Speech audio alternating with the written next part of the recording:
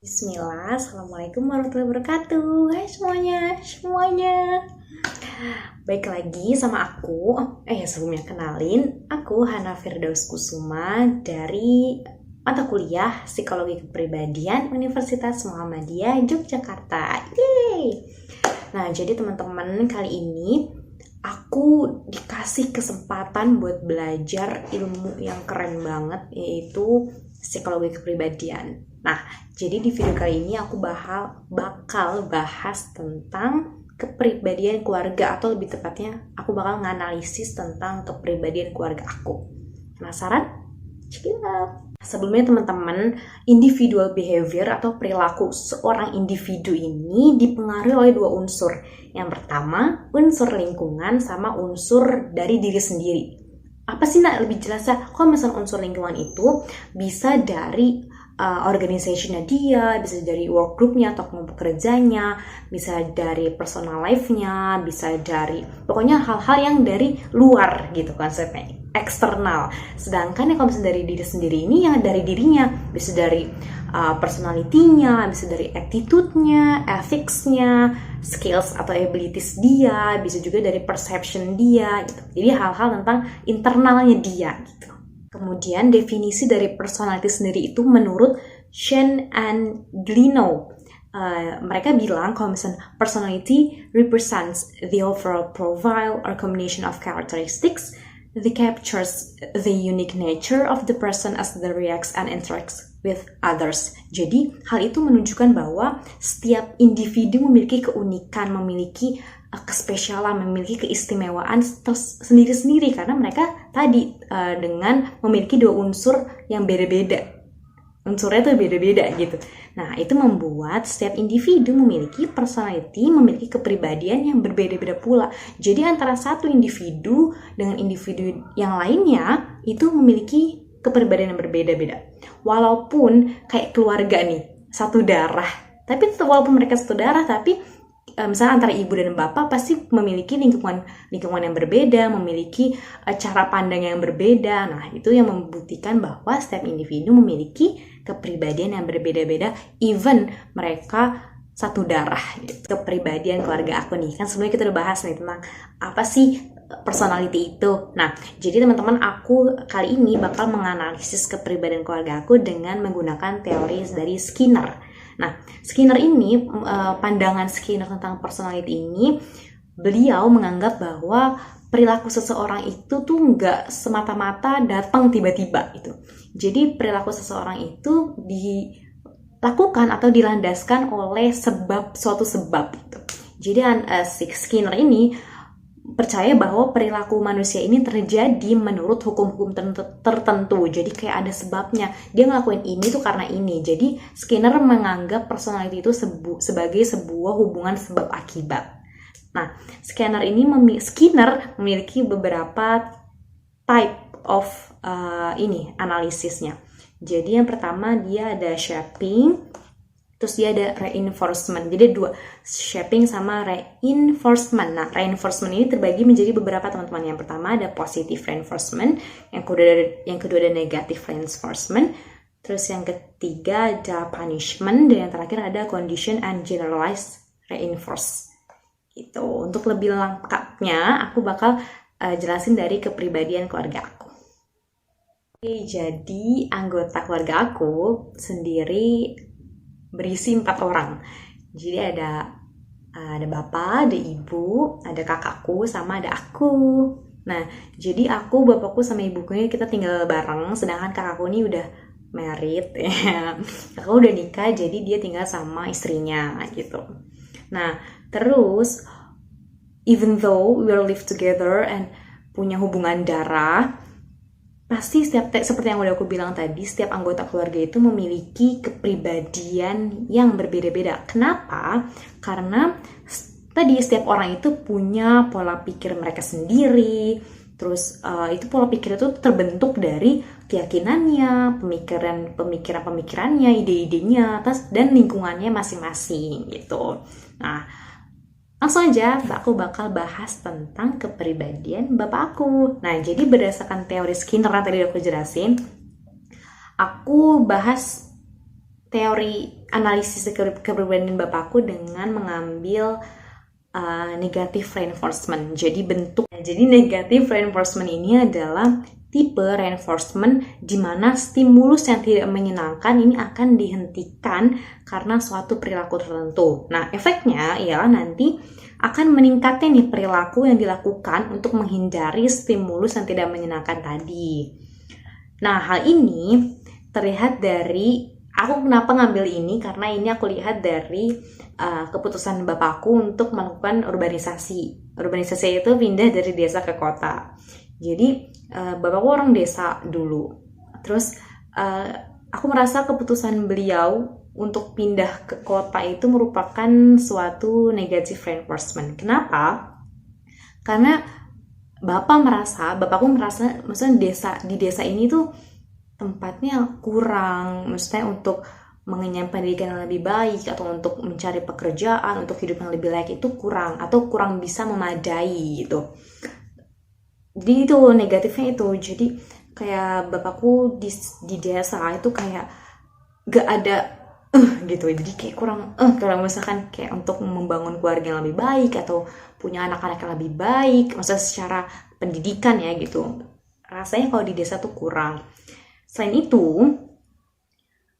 bapakku ini terlahir menjadi anak sulung, yang mana hal itu membuat kayak lebih pressure gitu bagi dia, karena mungkin bapakku kayak aku anak sulung yang mana harus menjadi panutan dan memberikan contoh yang baik kepada adik-adik.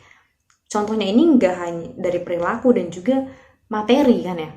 Karena kadang kalau misalnya jadi anak sulung itu kan kayak pengen ngasih sesuatu ke adik-adiknya. Nah, untuk ngasih sesuatu itu kan otomatis harus ada uangnya, harus ada bentuk yang dikasih gitu. Nah, jadi keputusan bapakku karena itu jadi ingin pergi ke kota gitu. Selain itu, bapakku ini mungkin ya karena beliau anak sulung yang tinggal dan tumbuh di desa, yang mana kayak tipikal orang desa yang kayak nggak legowo sih, kayak menerima keadaan, kayak semua ada hal apapun, situasi apapun kayak ya udah takdirnya gitu. Jadi kayak nggak bisa berkata tidak dan nggak ada kayak yuk lebih baik lagi atau kayak terpacu semangatnya gitu kan. Biasanya orang desa kan gak gitu ya, kayak lebih menerima gitu.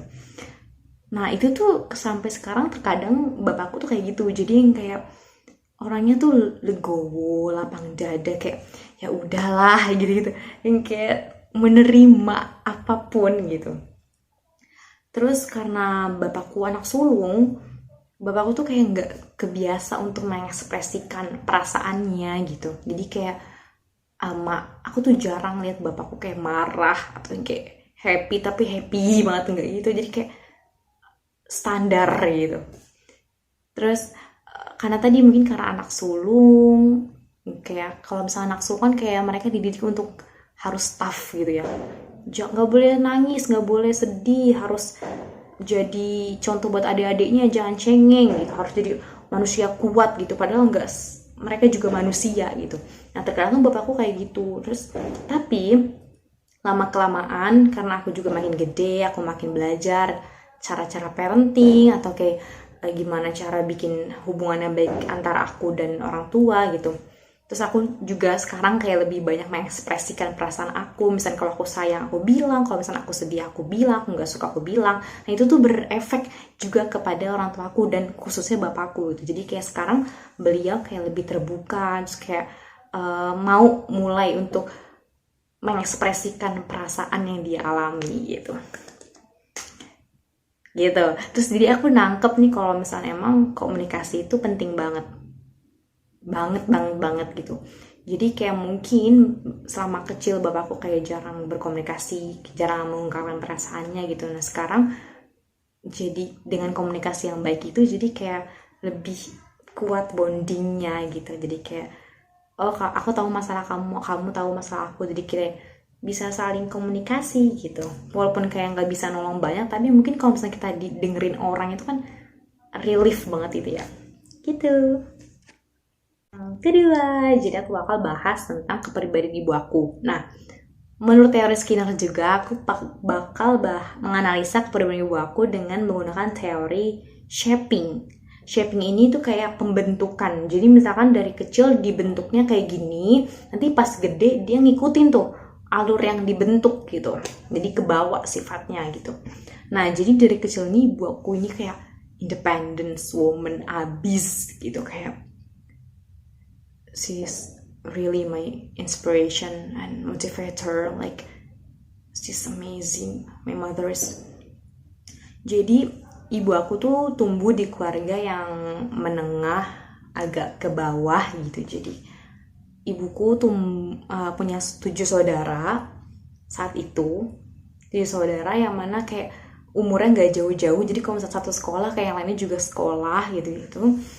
Terus kakek dan nenek aku tuh dulu kerja dua-duanya, yang mana itu membuat kurang kasih sayang gitu. Jadi kayak udah kondisi ekonomi menengah ke bawah, terus orang tuanya sibuk, udah mah kurang materialnya, terus kurang juga kasih sayangnya. Terus kayak itu tuh yang membuat ibu aku survive, jadi kayak lebih independen gitu. Jadi ibu aku tuh nggak dikasih uang jajan, terus ibu aku tuh sering kayak kerja gitu. Jadi misalnya kayak bantu tetangga butuh apa, atau ada pokoknya hal apapun tuh dijadiin pekerjaan gitu, jadi ladang usaha gitu. Ibu aku tuh mandiri banget, terus agak-agak boys, kayak tomboy gitu. Keren banget. Terus kayak pokoknya dari kecil ibu aku selalu cari uang jajan tambahan sendiri, gak pernah minta orang tua, samsek gitu. Terus ibu aku tuh bukan tipe cewek-cewek yang suka nongki atau kayak nongkrong hahihiheho gitu, terus godain cowok lewat. Enggak, ibu aku tuh bukannya kayak gitu. Jadi kayak ibu aku ngerasa perbuatan atau kegiatan gitu tuh kayak wasting time, kayak gak bermanfaat, gak ada guna, mending kerja atau ngapain, belajar gitu. Jadi ibu aku juga termasuk kayak popular girl in her school at that time. Kayak dia aktif jadi ketua-ketua gitu. Tapi walaupun dia aktif, tapi dia gak malu untuk kayak ngelakuin usaha, jualan, bantu-bantu tetangga, atau ngelakuin hal-hal kayak gitu. Jadi kayak cuek, tapi cueknya in the positive way gitu. Itu keren banget gitu. Nah, kebiasaan ibu aku yang independence dan aktif itu tuh kebawa sampai sekarang gitu.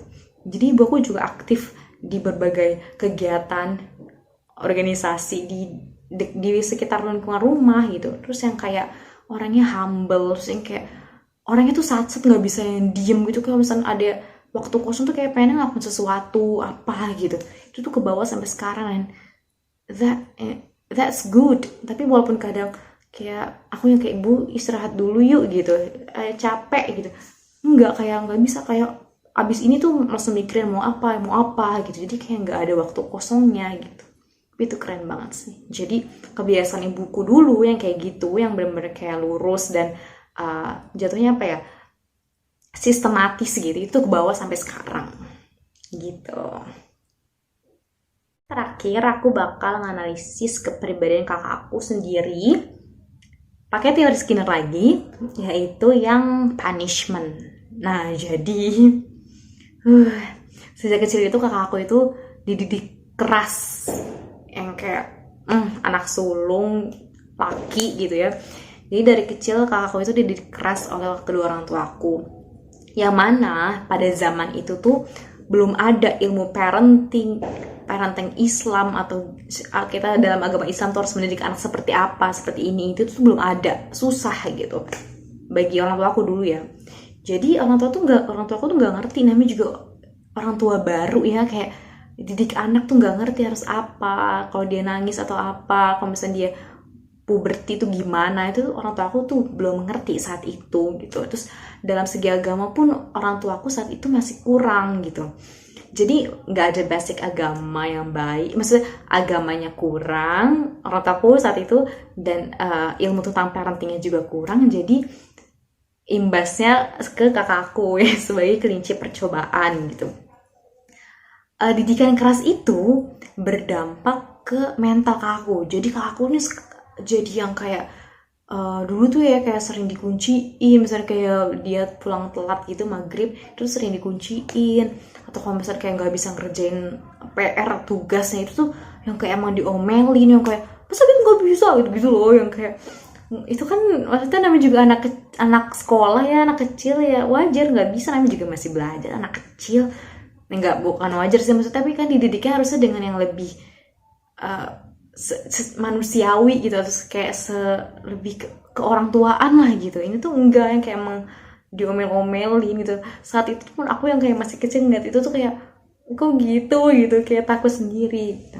Yang itu tuh berdampak ke kakakku, jadi kakakku tuh sampai sekarang tuh masih kayak kebayang-bayang tuh dulu kayak misalnya diomelin orang tua aku kayak gitu-gitu, walaupun udah enggak gitu karena orang tua. Nah udah ya, bertahun-tahun kemudian terus kayak orang tua aku belajar agama Islam, kayak belajar ilmu agama secara lebih baik, gimana cara mendidik anak yang baik, gimana cara bertutur kata, gimana, punya banyak belajar. Terus kayak orang tua aku menyesal gitu, ya Allah dulu tuh aku udah kayak gini ke anakku. Jadi by the way kayak orang tua aku tuh sekarang tuh masih kayak kalau inget-inget masa itu tuh kayak suka kasihan gitu, kayak sama kakakku tuh kayak merasa bersalah gitu. Nah, jadi kejadian dulu itu membuat kakakku nih jadi kayak keras kepala, terus kayak egois, terus kayak emosian gitu. Jujur asli itu kayak beliau kakakku tuh kayak yang sensi gitu, kayak marah-marah mulu gitu. Tapi karena orang tua aku sering berjalan waktu tadi belajar agama, belajar parenting, gimana cara mendidik anak gitu-gitu. Walaupun terlambat, tapi itu tuh berdampak ke aku. Karena aku jadi gak ngerasain apa yang kakakku alamin, dan kakakku juga seiring berjalan waktu mulai berubah. Jadi karena semakin dewasa juga ya, jadi kakakku tahu perbuatan orang tua aku dulu tuh ya namanya juga orang tua, masih belajar, belum ngerti. Jadi kakakku lebih bisa berdamai dengan masa lalu itu, dan aku tahu kalau orang tua aku sekarang berubah menjadi lebih baik, bahwa kalau orang tua aku tuh nggak kayak dulu gitu. Itu tuh dulu tuh nggak tahu siapa, itu tuh masih kayak gitu. Jadi kakakku sekarang lebih tolerir. Terus kakakku sekarang kayak lebih baik hatinya gitu, kayak lebih kakakku ternyata baik banget gitu. Kayak sekarang tuh lebih humble, lebih rendah hati, kayak lebih nggak seemosian dulu gitu. Jadi walaupun masa lalunya buruk, tapi nggak buruk sih, maksudnya juga belajar gitu. Tapi dari punishment itu kakakku tuh jadi kayak sekarang tuh lebih mental baja gitu. Jadi nggak cengengan. Misalnya kalau aku kan karena dididik dengan kasih sayang gitu-gitu ya bagus ya, tapi aku kayak lebih cengeng gitu. Sedangkan kalau kakakku tuh enggak, dia tuh mental baja gitu. Walaupun udah dekat, tapi sekarang karena udah belajar gitu ya, jadi keras kepalanya tuh kayak mulai menurun, emosinya juga udah gak gampang emosian lagi kayak dulu. Bener-bener kayak kakakku tuh beda banget, kayak dua orang yang berbeda gitu. Nah jadi kesimpulannya apa nih nak dari cerita-cerita tadi? Aku dapet ya bahwasanya kalau misalnya anak itu adalah amanah yang diberikan oleh Allah, yang mana berarti harus diterima dengan segala potensi yang dimilikinya. Terus kayak anak nih, sebagai anak oleh orang tua ini merupakan cikal bakal kemajuan bangsa dan negara dan agama. Jadi penting banget untuk orang tua itu memberikan pendidikan yang baik dari segi agamanya, dari segi ilmunya, biar anak ini nggak hanya pintar secara duniawi tapi agama juga. Jadi kalau misalkan nantinya juga, karena misalkan pintar ilmunya tapi nggak punya akhlaknya kan sama aja nol, atau nggak pintar akhlaknya tapi nggak punya ilmu, maksudnya kayak kalau ngomong kosong terus kayak nggak punya basic ilmu gitu kan tetap aja kayak nggak bagus gitu ya. Jadi harus dibekali dengan ilmu dunia dan ilmu agama gitu, diajarin akhlak, adab, tata cara ngomong sama orang yang lebih dewasa, gimana ya, adab kan banyak, kayak adab makan, adab minum gitu kan penting gitu untuk kita. Jadi nggak hanya pintar secara akademik tapi pintar secara manusia gitu, pintar untuk memanusiakan manusia, pintar untuk berinteraksi dengan orang lain.